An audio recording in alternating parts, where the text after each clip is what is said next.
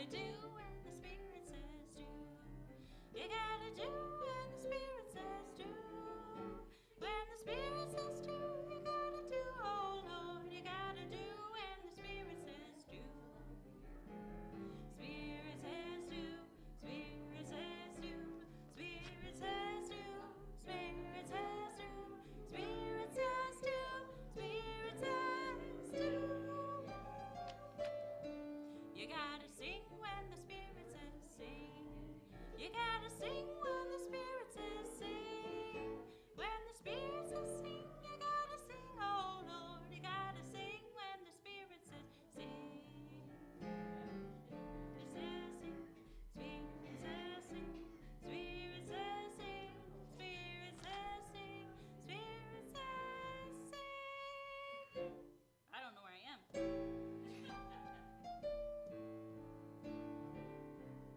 What's the time? The time is now. I'll give it 2 minutes.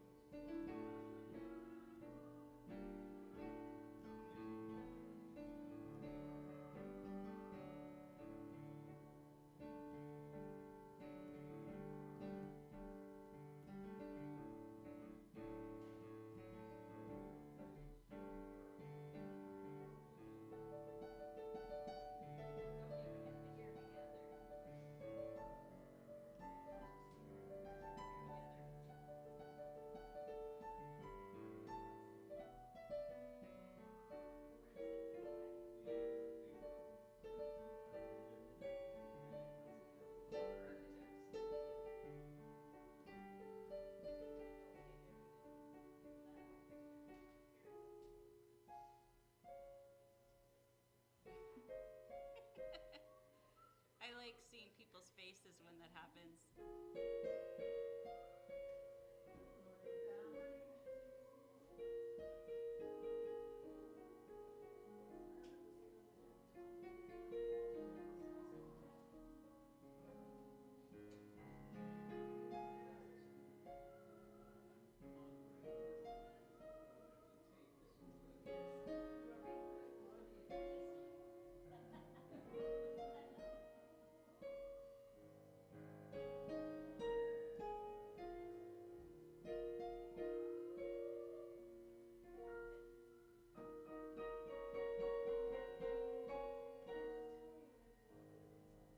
I don't know where I am. I'm on the 3rd page. Well, we're enjoying it, I can tell you that. 3rd page. 3rd page. I forget the rest. There we go.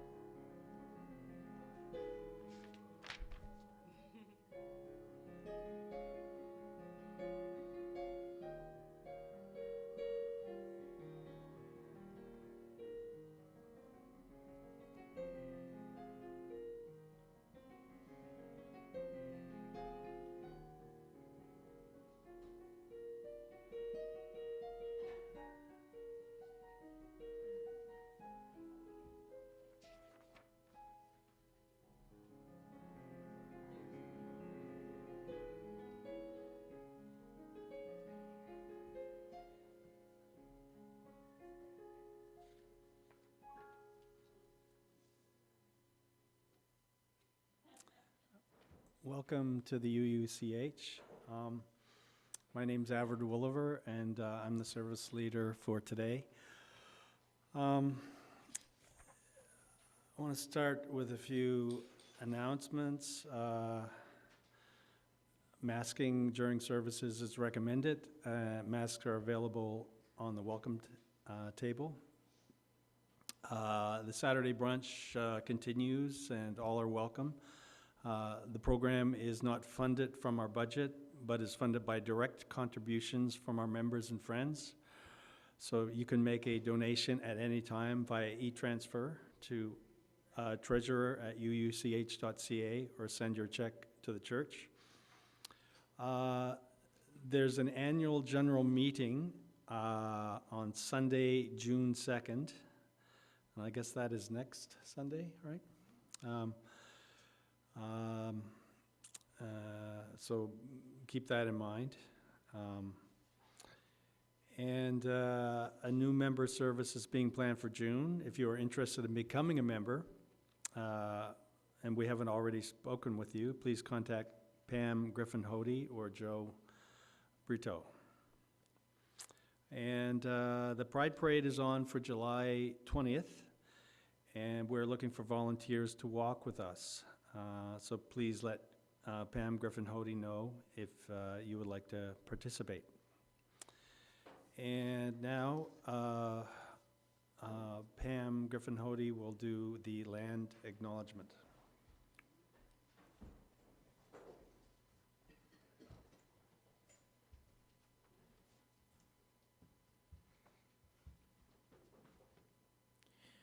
Pitchlassie, welcome.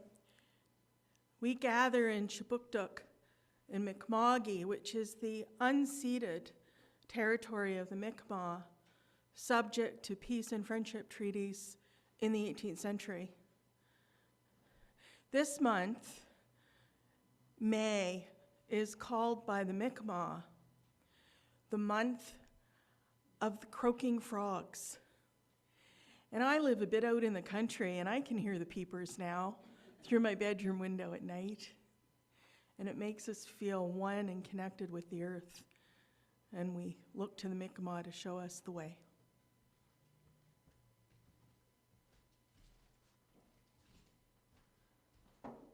Thanks, Pam. I can hear those peepers at night also.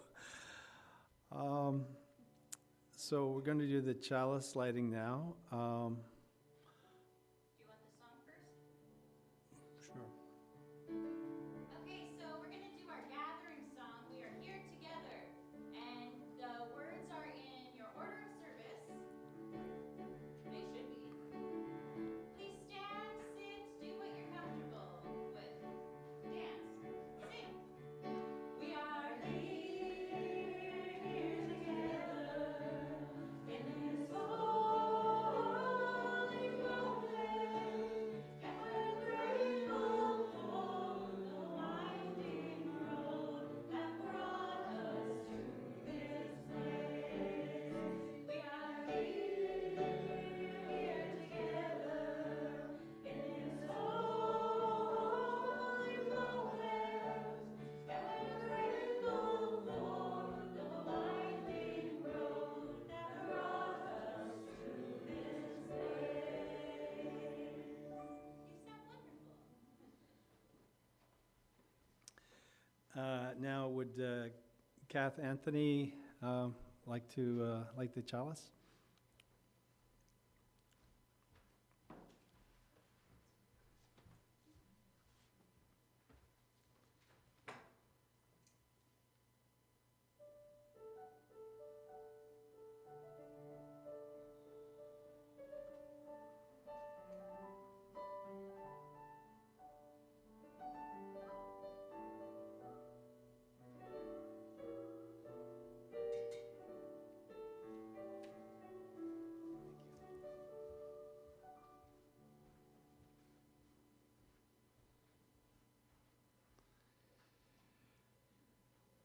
So we'll just take a couple of minutes to sit and relax and gather our thoughts.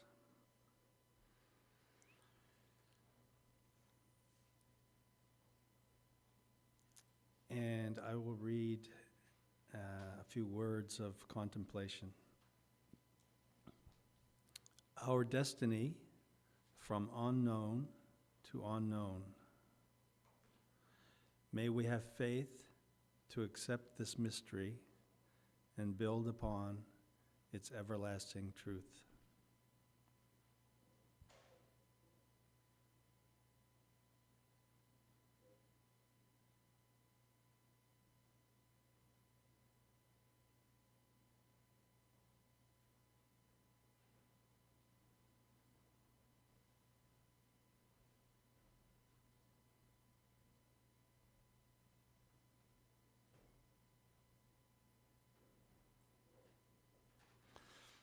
Okay, so now we're going to have our joys and sorrows and complex truths. If anyone has anything they would like to say, any joys or sorrows. Do you want to do the opening hymn? Yes.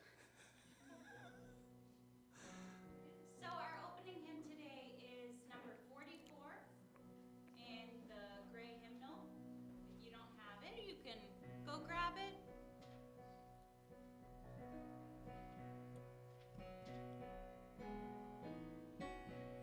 "44.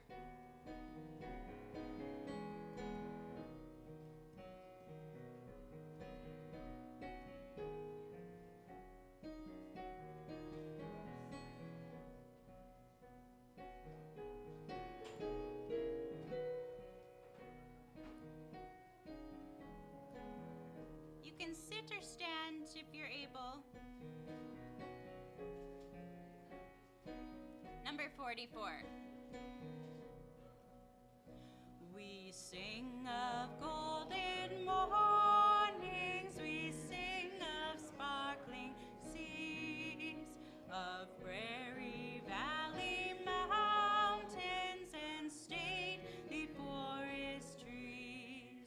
We sing of flashing sunshine and life bestowing rain, of birds among the branches, and springtime comes again. We sing the heart's courageous, the youthful eager mind. We sing of hopes undaunting, of friendly ways and kind. We sing the roses waiting beneath the deep piled snow. We sing the earth's great splendor, whose beauty round us glows. For a small congregation right now, you have a beautiful sound and voice. Okay, so now we're going to do joys and sorrows. So if anyone has something they want to say, you can come forward, or we can bring the microphone to you.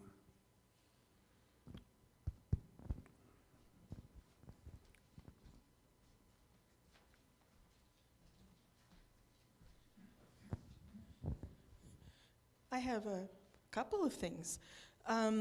First of all, my joy is that that Avard is doing this service, because in fact this was supposed to be the second time that his wife, Martha Wilson, had prepared a service and had to be moved for various reasons. And Martha unfortunately got called to a family emergency, but Avard stepped in at the very last minute to do a completely different presentation for us.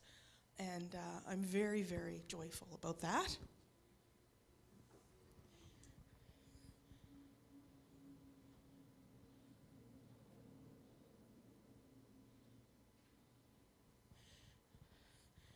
And my second, I guess it's a joy, is that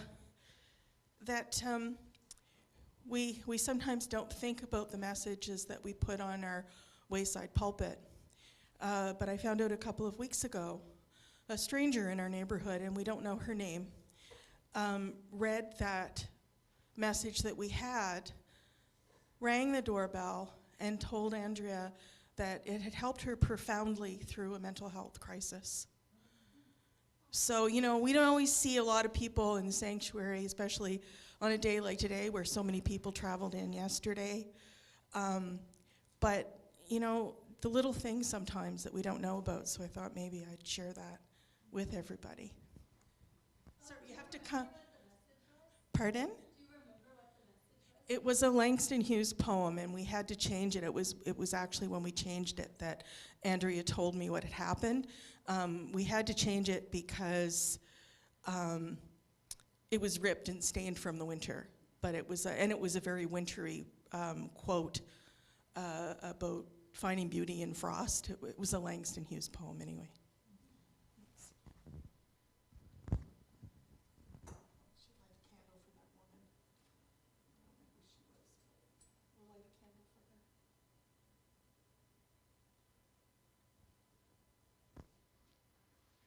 Should I bring the mic to anyone?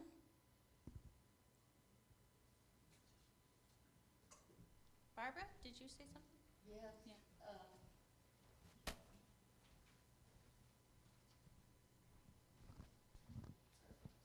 I'll hold the mic for you. Oh, okay. The joy is my little great-grandson, Alexander Perlinger. And he declared not to call him baby Alexander because he won't respond. He will respond to Alexander Perlinger because he is not a baby anymore. He is a boy. How old is he? He will be 3. Oh, he's a boy. He's not a baby. I'll light a candle for him, okay? Yes, We, that's my joy. we never forget And baby the Alexander. sorrow is that Here. the sorrow is my beloved Canadian husband, Rodney Edward Vaughan, won't be here with us anymore. So this is for Rodney, okay?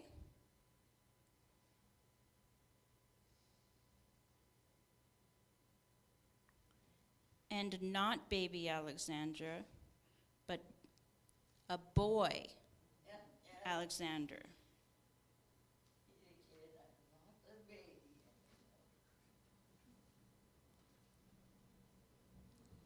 Anyone else? Okay. This is Lars.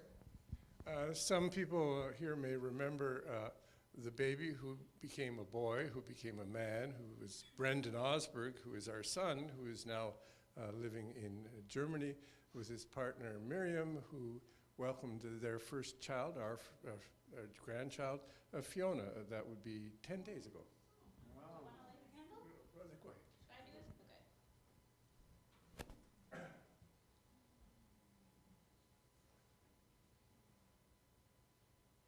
And I'm also going to light a candle for Eleanor. Is it Egger or Eager? Eager Reynolds. I play a lot of funerals or services of life, and Eleanor that was the best service ever. There was a Irish songbook for Eleanor. We all sang, a kitchen party. So thank you, Eleanor. That was fun.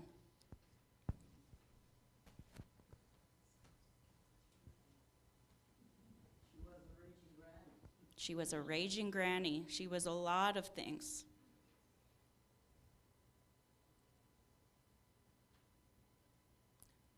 We're good? There was a little bird trying to get into the window right behind you. That's a joy. That was cute.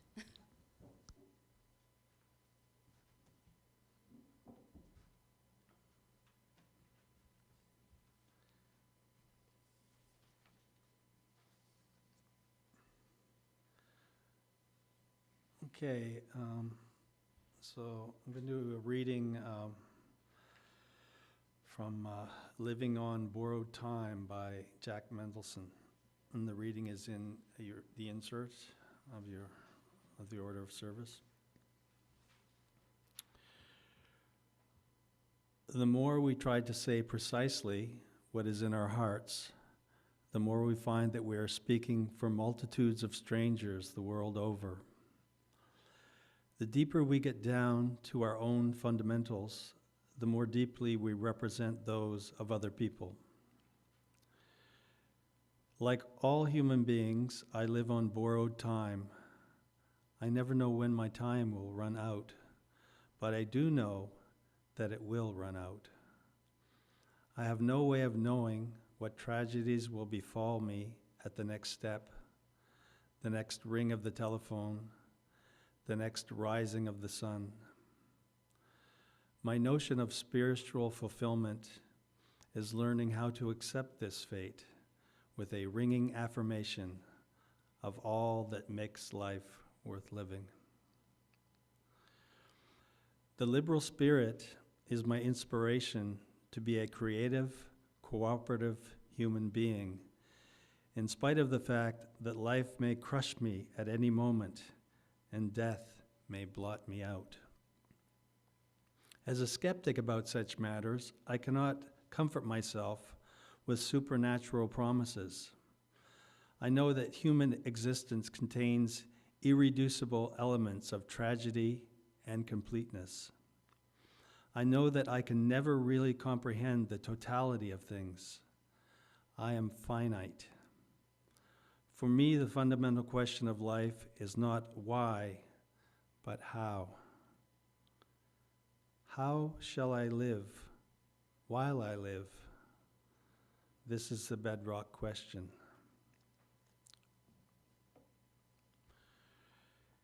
And now we will have a reflective hymn, Be Ye Lamps Unto Yourselves. Number 184.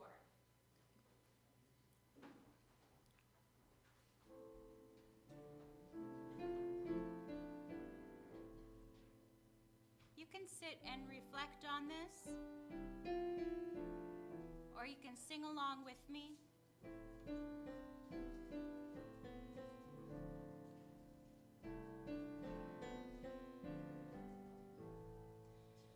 Be ye lamps unto yourselves, be your own confidence, hold to the truth within yourselves, as to the only Lamb. Be ye lamps unto yourselves, be your own confidence, hold to the truth within yourselves, as to the only Lamb.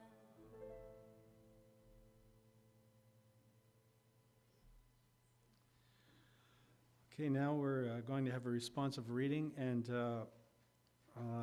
it's number 658. And could Pam Griffin-Hody do this?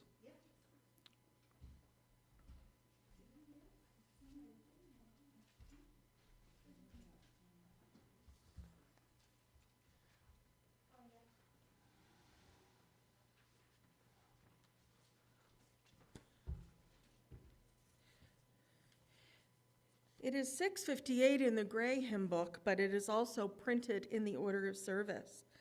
And I would ask that you all read the parts that are in bold in the order of service.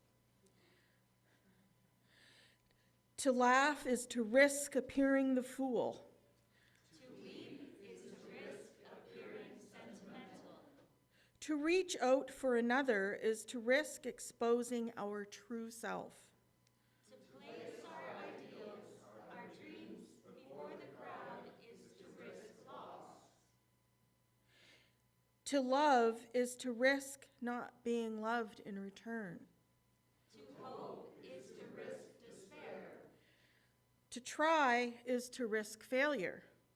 To live is to risk dying.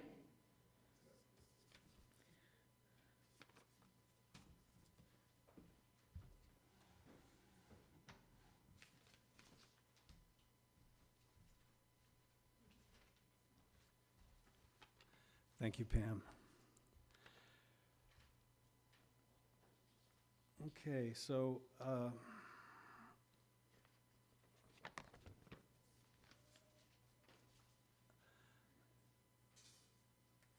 the topic is the many gifts and unexpected benefits of creativity. Thanks for your presence today. I'm happy to be sharing some of my thoughts on creativity with you. I'll be showing photos of my photographic journey from the late 70s to the present day. And you can see them on the screens there now. I was slotted in here to replace a scheduled service that was to be presented by my wife, Martha. She had a family emergency, an awful situation that came up suddenly among her family down in Georgia. And she has gone down there with no real idea of how long she'll be away. For those of you who know her, I ask you to keep her and her family in your thoughts. They're suffering through a lot of pain, fear, anger, guilt, and anxiety about the future. Before she took off this week, she helped me organize my thoughts for this service, and she helped me articulate some of my ideas on the roles, both expected and unexpected, that creativity can play in our lives.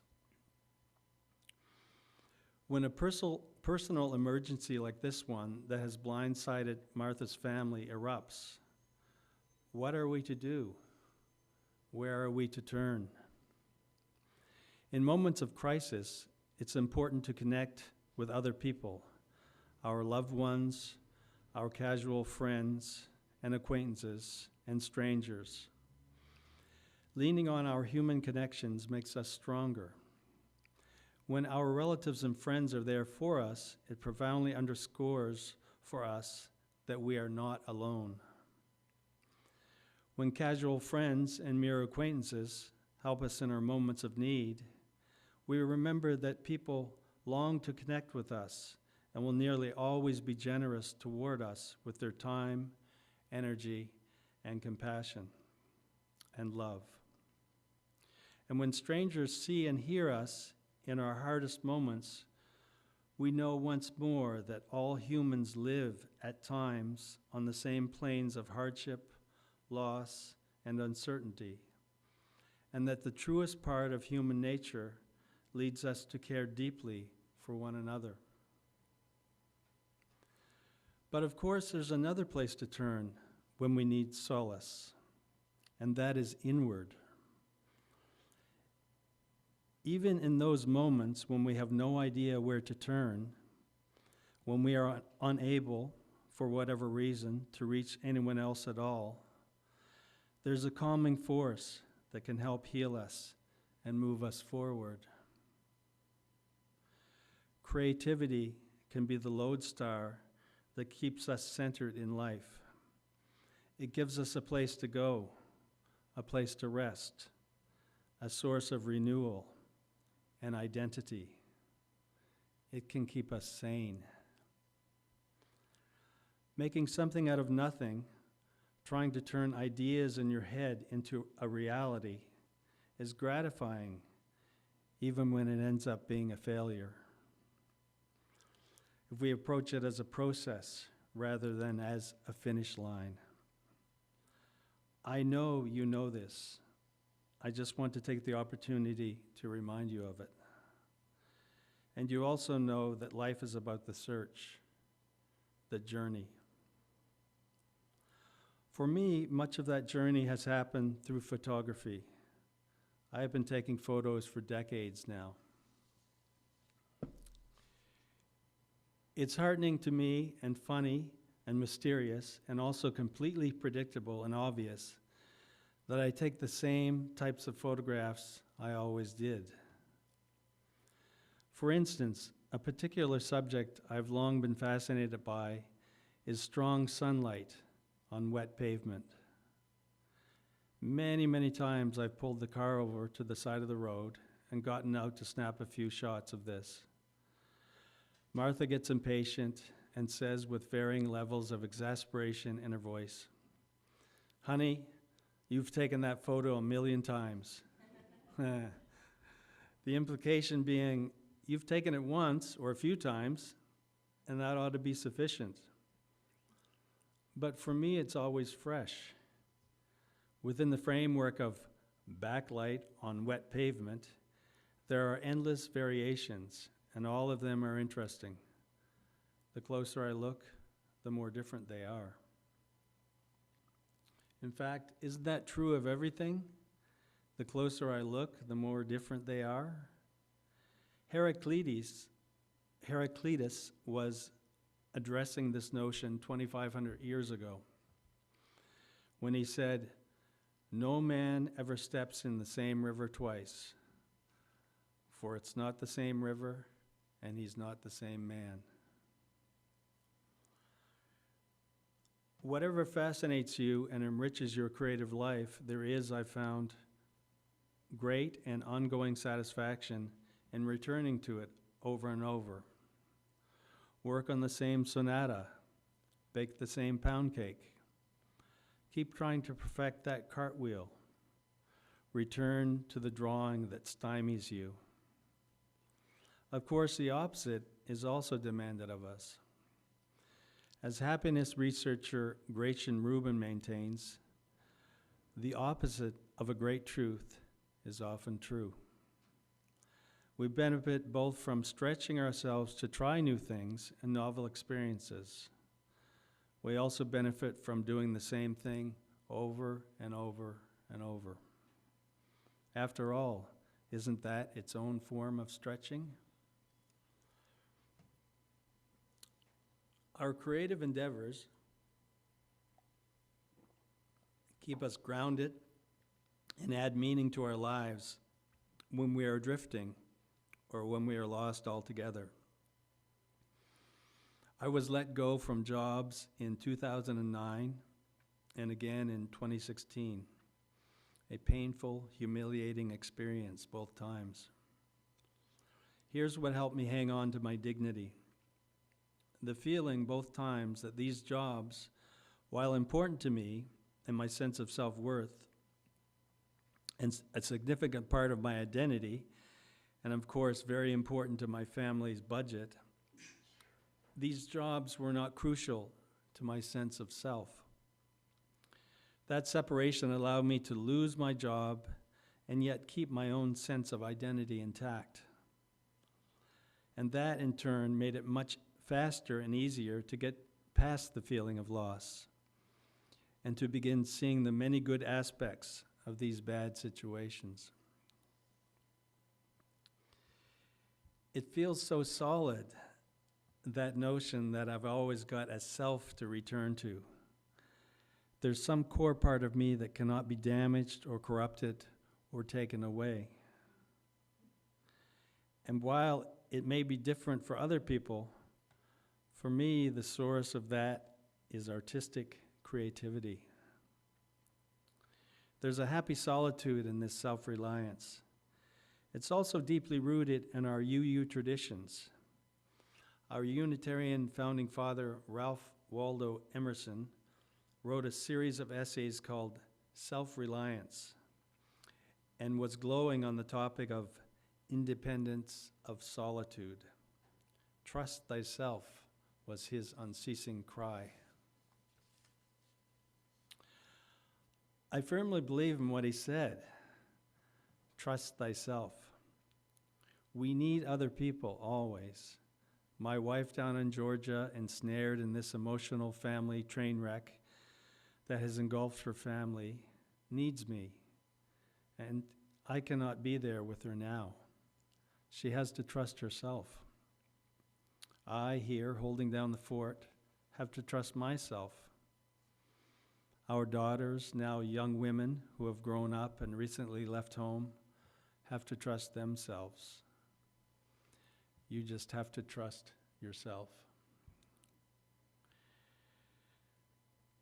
A creative practice is one of the ways we build up and strengthen and reinforce that trust in ourselves. Emerson said, "Your own gift you can present every moment with the cumulative force of a whole life's cultivation." When we find ourselves alone with our thoughts and our creative ambitions, we have time to muse idly or to study with the deepest care and attention the question of where our priorities lie and what our goals for the future are. Taking photos has helped me come to terms with the reality that I'm now in the evening of my life. Having done the same thing, taken the same photo again and again and again, I can do it once more. And in realizing how familiar that process is, I understand viscerally how old I am, how long I've been doing this, and what a big, long stretch of life I've been fortunate enough to have lived already. Time is a flat circle, and it's peaceful for me to watch myself walk the perimeter of it. Returning again and again to myself, to my idiosyncratic interests and peculiarities, I'm reminded over and over that no one knows me better than I know myself. For me, becoming even more serious about my photography in midlife was an important change. From the period in my 30s when I was too busy to think about it for a number of years. I had gotten a degree in photography, but my passion for it got stashed away for a long period during the busiest years. Getting back to taking photos felt for me like coming home, and I discovered that my areas of fascination within it hadn't changed much in the decades I've been ignoring more artistic photography in favor of birthday pictures and camping trip snapshots of my daughters. Once I returned to my photographic roots, if you will, I found that I was just as delighted as ever to encounter whimsy, reflections, puzzling shapes, juxtaposition, mysteries of scale, and other elements that have always featured heavily in my work. In other words, I had not changed. It's a strange feeling and also a relief acknowledging that, yes, I'm still the same person after all. The essential and innermost part of Avard remains unchanged. My voice is still the same. My vision is still the same familiar vision I had at age 24. It's still me. No one knows you better than yourself, Emerson said. Do your work and you shall reinforce yourself. Thank you.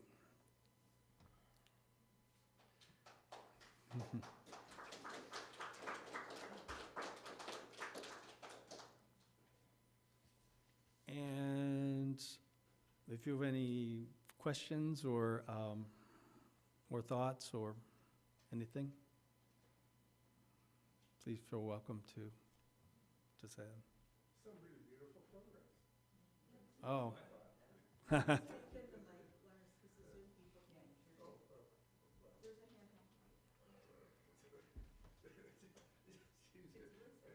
Actually, it was just a very brief comment. There's some very beautiful photographs. Do I have to turn this thing on now, or do? Try it. Do it. Third time lucky, Lars.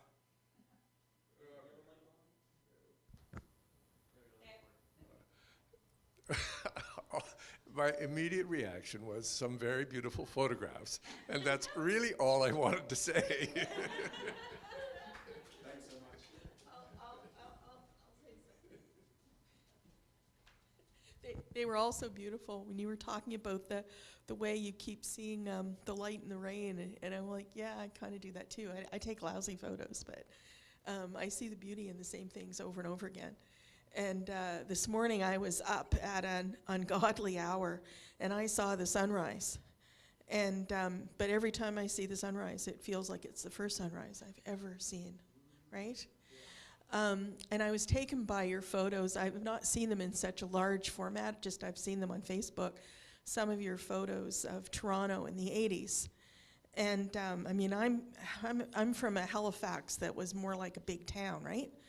And the first time I was in Toronto was in the 80s.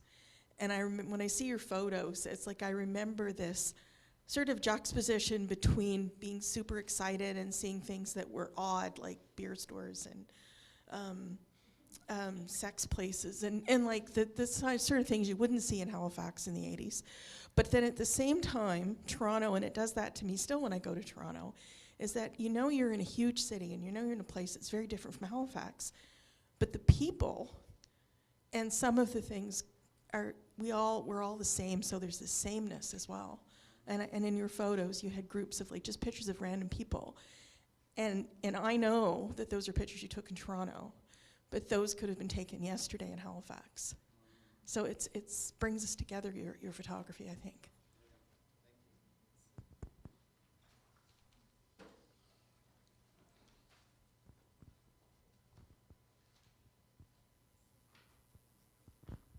Thanks, Everett. I have the same feeling that I have sort of a core sense of self that just never changes. And I like returning to the same things and feeling like a different person returning to the same things. But I also wanted to say, we know which of those people in the photographs are you.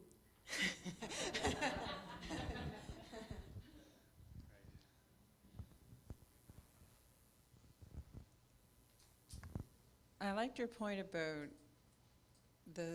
on one hand, the same, going back to the same, taking the same picture of my bleeding heart every year. And on the other hand, knowing that sometimes it isn't there and it's not going to be there, and you have to try something new. I think like those two thoughts. So thank you.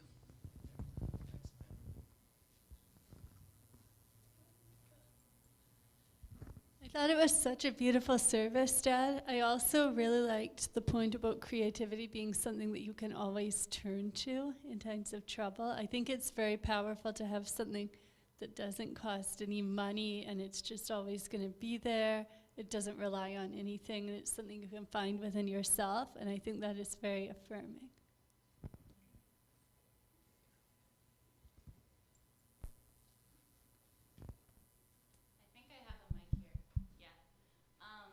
I really liked the part when you talked about like you have a degree in photography, but like you went away from it and then you came back to it in like different years of life.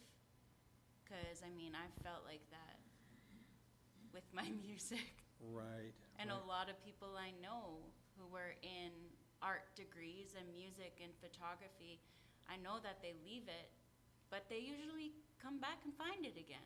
Right. I think there's a vocation and there's an avocation. Yeah. And for me, photography has been both, but mostly an avocation. So I have made money from it and made a living from it, but not for most of my life. So it's been my passion, I guess. So it's nice that you can come back to something that's always there. Music is like that too, any kind of creative endeavor. Or I feel like you can discover different things in that field. Like there's many different things you can take pictures of. There's many different genres of things, right? Yes, yes. Yeah. You try stuff out that's different.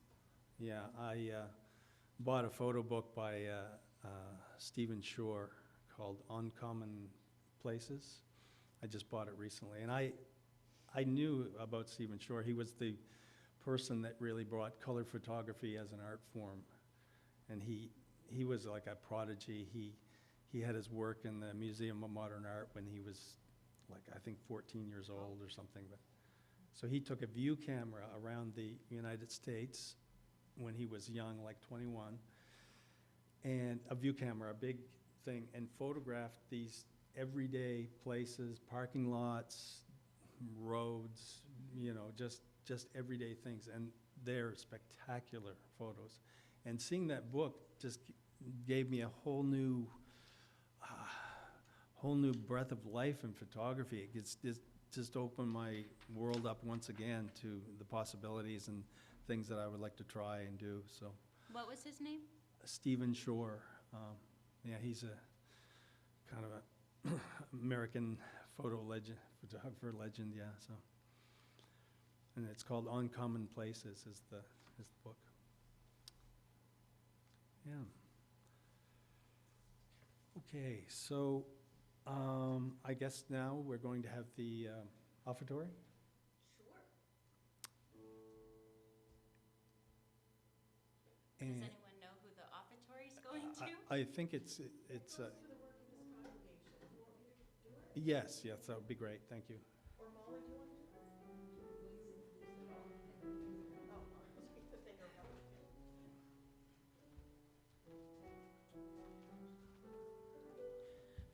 So now is the time in our service where we take our gifts, our financial gifts, and specifically for the work of this congregation.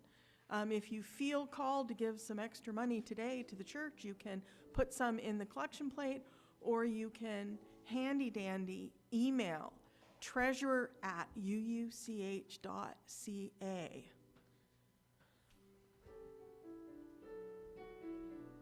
So please turn to 288 while we do the offertory. All are architects. 288.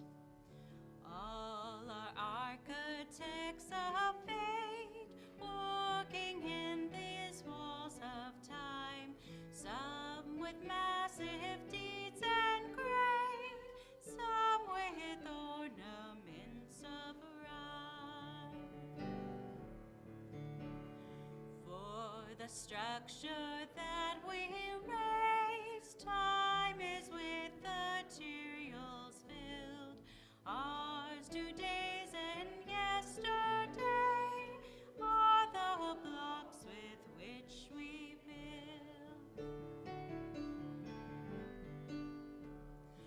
Build today then strong and sure, with a firm and ample base, and ascending and secure, shall tomorrow find its place.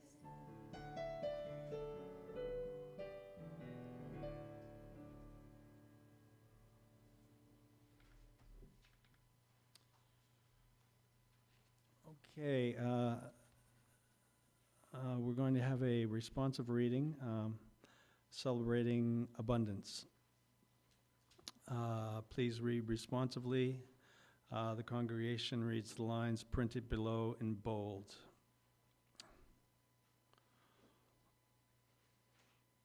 Everyone set? All that we are, together and individually, is part of the abundance of the universe. We are made of stars. We are made of earth. All that we have comes from earth, from the labor of those in our communities. From the cities, farms, and oceans that lie on us, the world and those who live in it. We are surrounded by blessing, by grace, by possibilities.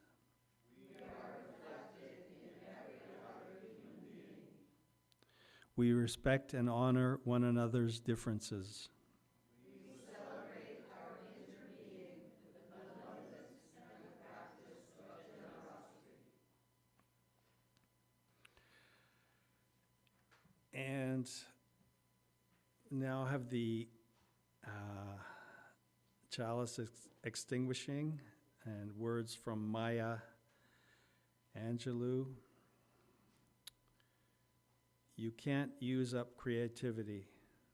The more you use, the more you have.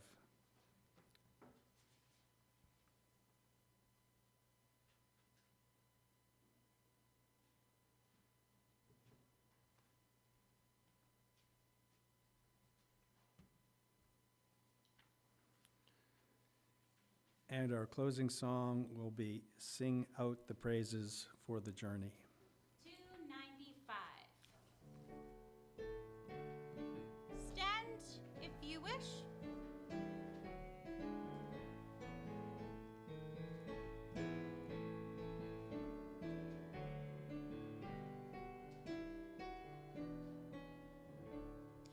Sing out praises for the journey, pilgrims we who carry on.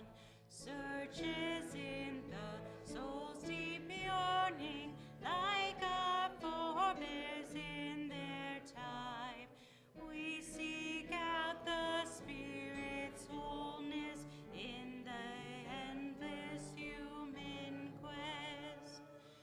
Look inside your soul, the kindling of the heart fire pilgrims knew. Find the Spirit always restless, find on touch and hold that ancient yearning, kindling for a newfound truth. Stand we now upon the threshold, facing futures that unknown. Hearth behind, wayside hostel, built by those who knew wild roads. Guard with ear,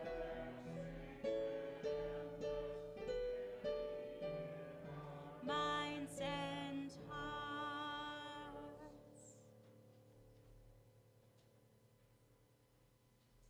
Thanks so much. Go in peace.